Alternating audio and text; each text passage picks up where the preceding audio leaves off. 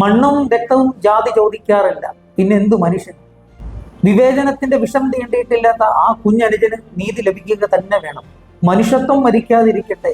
നിറത്തിന്റെ പേരിലും ജാതിയുടെ പേരിലും അധ്യാപകർ അധിക്ഷേപിച്ച് നിതിൻ രാജ് എന്ന് പറയുന്ന ചെറുപ്പക്കാരൻ ആത്മഹത്യ ചെയ്തിരിക്കുകയാണ്. രോഹിത് വേമുലയെ നമ്മൾ ഓർക്കുന്നുണ്ടായിരിക്കും. മിടുക്കനായിട്ടുള്ള ഒരു വിദ്യാർത്ഥി.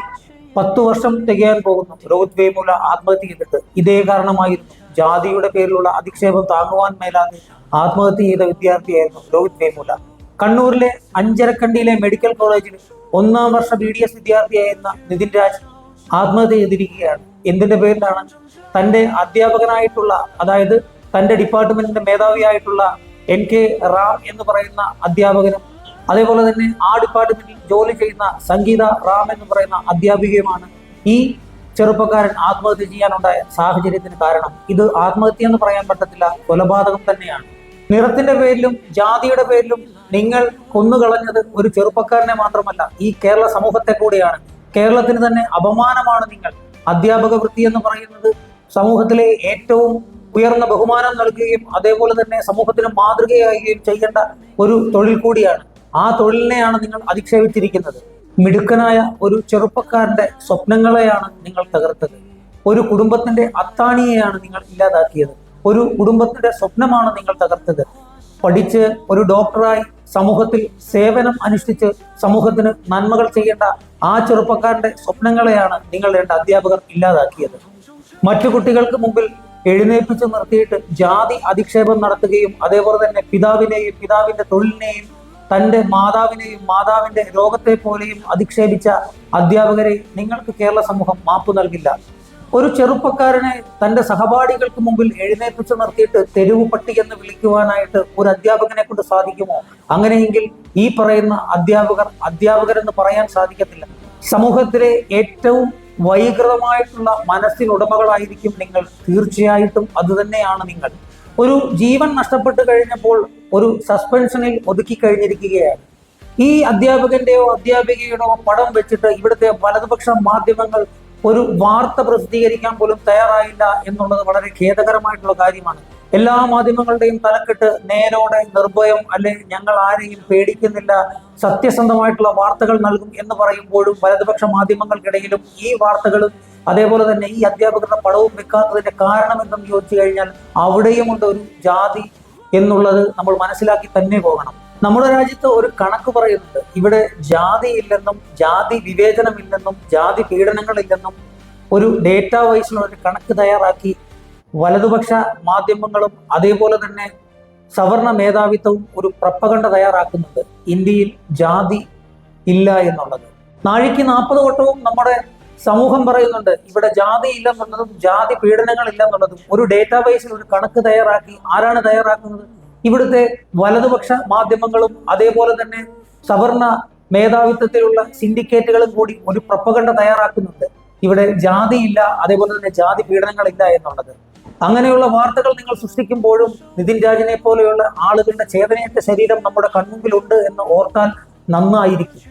നിതിൻ രാജിന്റെ കൂടെ പഠിക്കുന്ന സഹപാഠികളായിട്ടുള്ള ആളുകളുടെ ഓഡിയോയും വീഡിയോയും ഒക്കെ വെളി വരുന്നുണ്ട്. പലതവണ ജാതി അധിക്ഷേപവും ബോഡി ഷേമിങ്ങും നടത്തിയ ഈ അധ്യാപകർക്കെതിരെ പ്രിൻസിപ്പലിന്റെ അടുത്തും അതേപോലെ തന്നെ കോളേജ് അധികൃതരുടെ അടുത്തും പരാതി പറഞ്ഞിട്ടും ആ പരാതിയിൽ നടപടി എടുക്കുവാനായിട്ടോ അതേപോലെ തന്നെ ആ പരാതി ഒന്ന് കേൾക്കുവാനായിട്ടോ അവിടുത്തെ അധ്യാപക നേതൃത്വം തയ്യാറായില്ല എന്നുള്ളതും ഖേദകരമായിട്ടുള്ള ഒരു കാര്യം തന്നെയാണ്.